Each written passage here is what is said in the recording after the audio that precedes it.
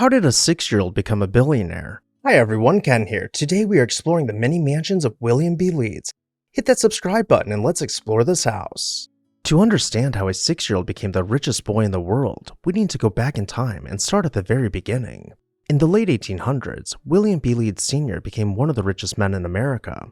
He had founded the American Tin Plate Company and ran a near monopoly, owning an estimated 90% of the industry after acquiring and founding more than 200 companies to control the supply chain. Along the way, he also founded the National Steel Corporation, which sold to U.S. Steel, allowing Leeds to pocket an additional $40 million, or the modern equivalent of over $1.5 billion. He sat on half a dozen boards for various railway companies, and his wealth continued to multiply. Little did he know, he would not have much time to enjoy it. Just as his net worth was skyrocketing, Leeds divorced his wife in 1900 and married Nani Stewart, who had just divorced her husband a year earlier. In celebration of their new marriage, Leeds purchased 987 Fifth Avenue in Manhattan, a towering Beaux-Arts-style city mansion. The facade had been clad in limestone and adorned with intricate relief work. He reportedly spent $260,000 on it, the modern equivalent of nearly $10 million. Within a year, their first and only child was born, William Leeds Jr., whom the story is really about. Let's begin exploring the family's mansion before we find out how Jr. becomes a billionaire at the age of 6. After heading up a flight of stairs, we arrive on the main level of the mansion and can begin touring the public rooms.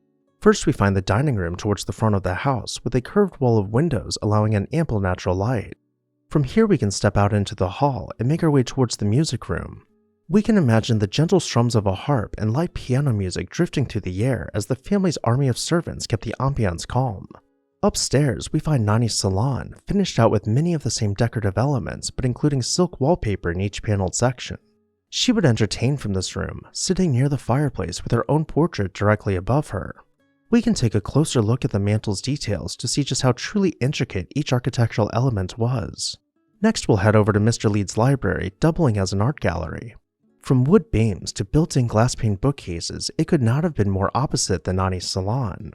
In fact, each family member had their own room for entertaining, including William Jr., who had a playroom full of his favorite toys.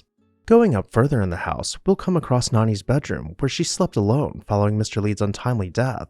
He passed away in 1908 at the age of 46 while vacationing in Paris, never to return. He left $40 million to 6-year-old William, the modern-day equivalent of nearly $1.4 billion. While there had been other American heirs who had came into fortune at a young age, nothing this extreme had ever happened in the nation's history.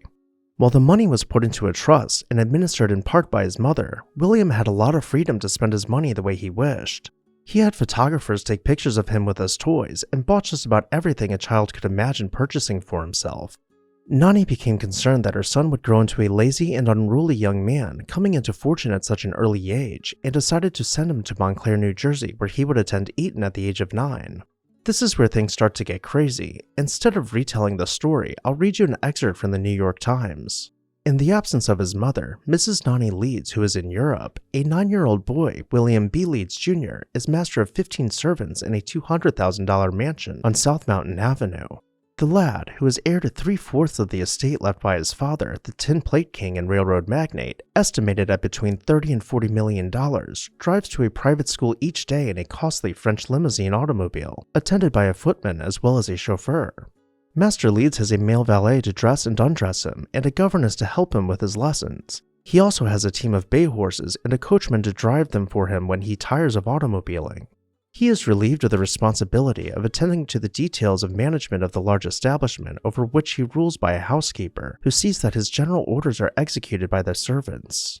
Each day, the boy exchanges long cablegrams with his mother in Europe. In compliance with her wishes, he does not play with other boys of his age, but orders the servants to participate in snow battles and other games with him.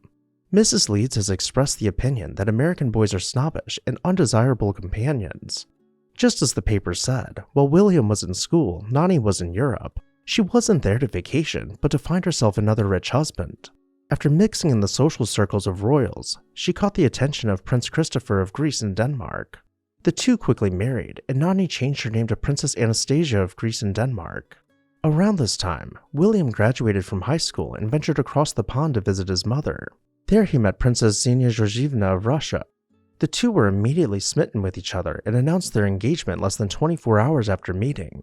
William's mother opposed the engagement, but ultimately the two went on to marry. William and Princess Xenia returned stateside and purchased a mansion in Oyster Bay, New York known as the Kenwood-Blackton Estate, which they renamed to Harborwood. Not only did it boast a palatial mansion, but the estate consisted of several outbuildings and a self-sustaining farm. But perhaps the most notable building on the property was the boathouse. Now that William was growing up and becoming a young adult, he began buying bigger toys, including his yacht, Mona, which cost him a cool $1.5 million, the modern equivalent of around $20 million. Just as the newlyweds were starting to settle down in one of Long Island's most envied estates, something rather strange happened. A woman showed up claiming to be Princess Xenia's long-lost cousin, Princess Anastasia of Russia. She claimed to have been the fourth daughter of Tsar Nicholas II and told a grand tale of how she escaped execution during the murder of the Romanov family. After some time, the Leeds began to suspect their guest was lying about who she was, and they had her leave their property. In hindsight, their judgment was correct, as DNA evidence later confirmed that the person pretending to be Princess Anastasia was actually a Polish peasant originally named Franciszka. This wild event was enough to rock the young lovers' marriage, and the two divorced. William lived aboard his yacht, traveling the world, and sold his Long Island estate. During one of his voyages, he rescued a woman who was stranded at sea. Immediately there were sparks, and their romance blossomed into a long marriage. Unfortunately, as they were planning to grow old together, William was diagnosed with cancer, but chose to go out by his own hands instead of waiting around for his slow demise.